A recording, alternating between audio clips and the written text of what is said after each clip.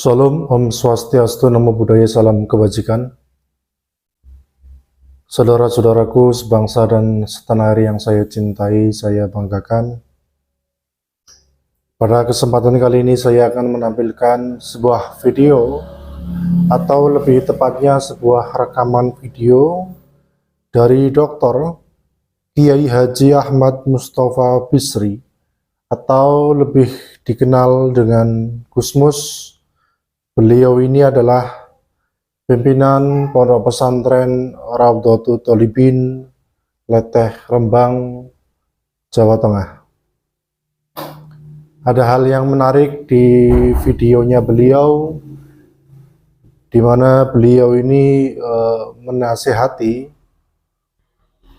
Rois Am atau Ketua Umum PBNU beserta jajarannya terkait apa.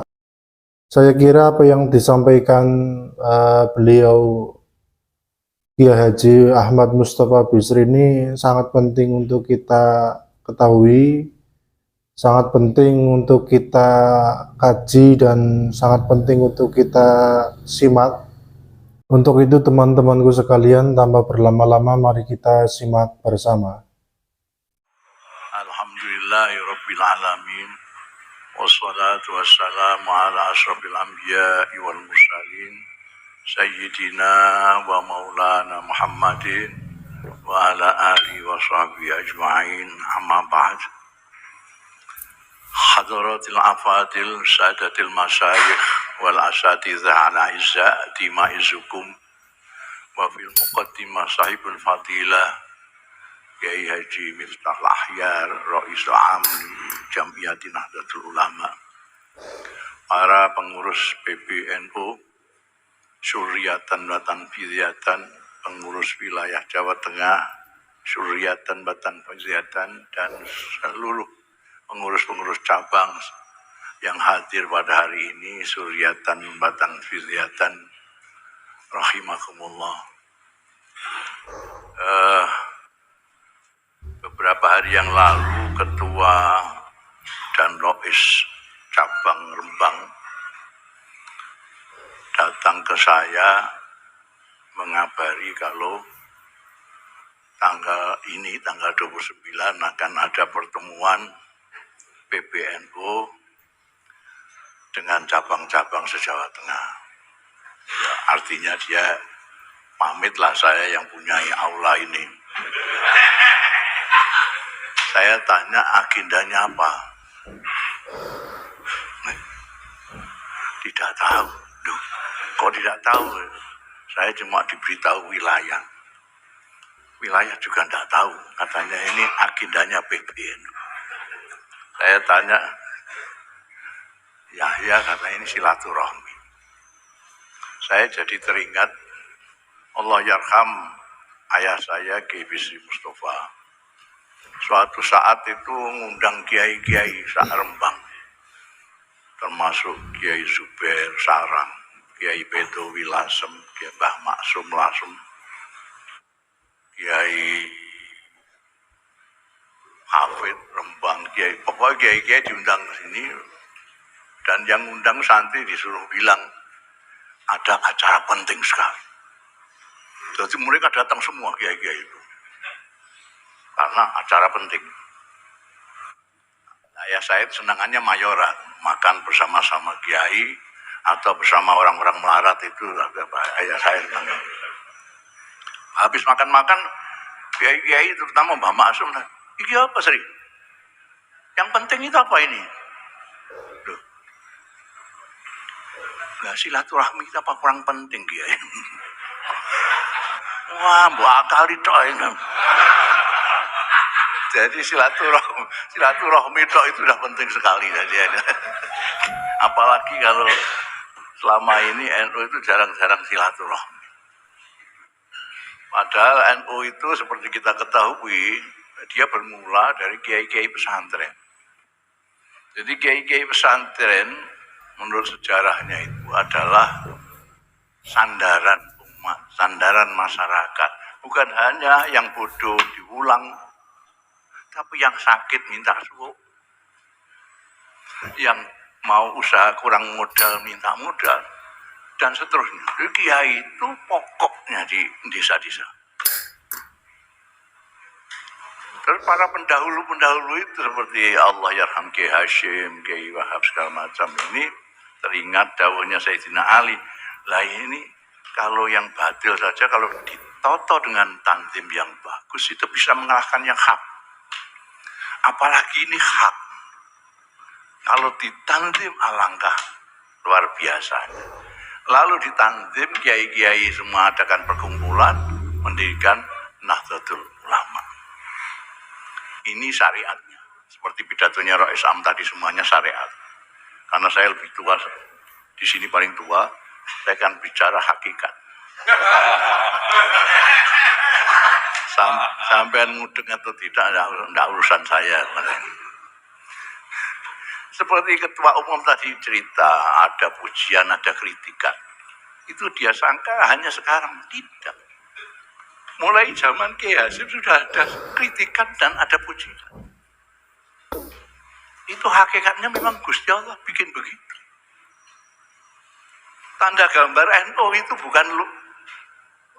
bukan ciptaan pelukis, bukan. Kalau tanda gambar PKB itu saya yang bikin.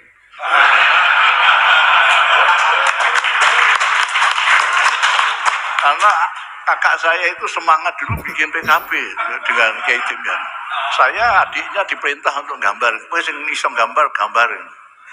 Saya niru NU sidik gitu aja. Tapi Nahdlatul Ulama yang gambar jagat tadi itu, yang ditafsirkan oleh Rais Am seperti tadi itu, peradaban dunia saat itu betulnya tidak ada pikiran gitu-gitu. Kiriduan itu ngipi gitu aja. Ngipi ada gambar seperti itu. Lah sekarang orang tidak tahu kalau tampar tali yang mengelilingi jagat itu, buhulnya 99. Tidak ada orang yang tahu itu. Termasuk mungkin yang PB juga nggak ngitung itu. 99. Bintangnya di atas sekian, di bawah sekian itu ada artinya semua. Padahal itu mimpi. Pada waktu itu didirikan, banyak kiai-kiai pesantren yang tidak setuju, yang kritik ini ngapain diginikan barang itu. Kayak londo. Kalau dulu yang sing bangsa tertib-tertib ke londo. Ini bangsa kiai-kiai di serasa tertib-tertib lah buka jalan itu. Pada waktu itu sudah ada kritikan. Pujian juga sudah ada. Kiai-kiai yang menentang juga ada, yang ikut juga ada.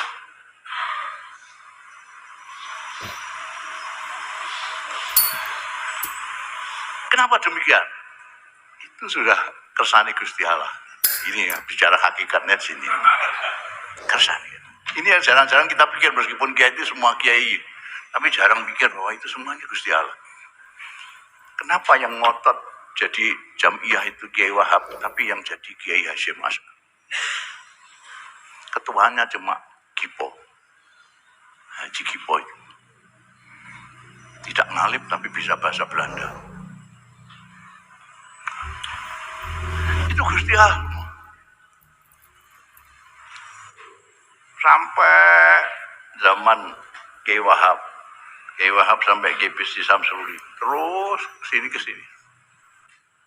Semua sesuai dengan zamannya, sesuai dengan kehendak Allah Subhanahu wa Ta'ala. Sampai sekarang ini, saya itu hampir setiap muktamar NU selalu dicalonkan. Atau ketua umum atau rais am. Ngecek sampean. Di Lirboyo, saya dicalonkan ketua umum. Di Solo, banyak itu. Di Jombang, saya dicalonkan dari rais am. Tapi tidak pernah jadi. Kenapa? Karena Allah tidak menghendaki. Bicara hakikat lagi. Kebalikannya Kiai Miftah Ahyar, beliau tidak ingin. Kenapa saya tahu? Karena saya ikut milih beliau. Saya termasuk al-halil akti, al-halil wal akti. Jadi saya tahu beliau tidak ingin. Jadi rada kepeksa itu. Ra iso. Ya, yang kepengin jadi.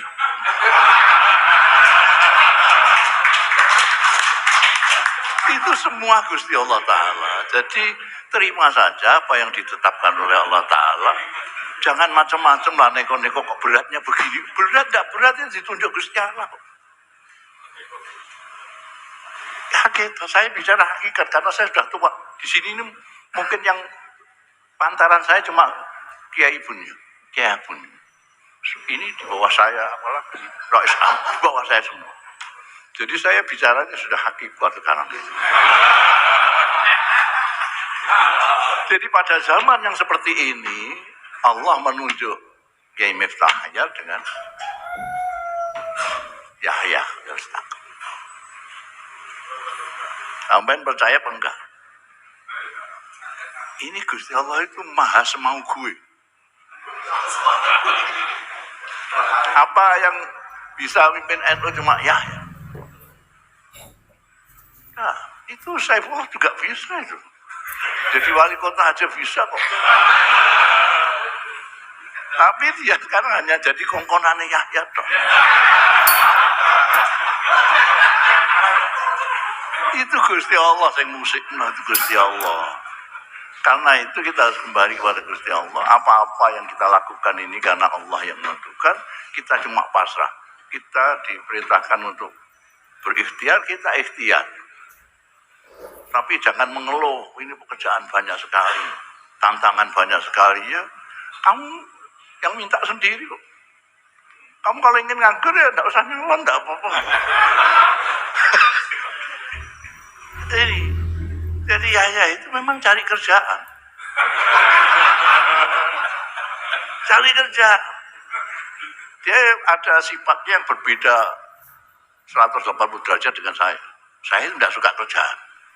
Makanya saya pengangguran abadi. Paling enak jadi orang pengangguran. Enggak ada yang itu, enggak ada yang kritik, enggak ada yang muji juga enggak ada orang nganggur. Nah, tapi Yahya ini cari kerja. Sudah ngomong sama saya tahu karena dia ngomong sama saya.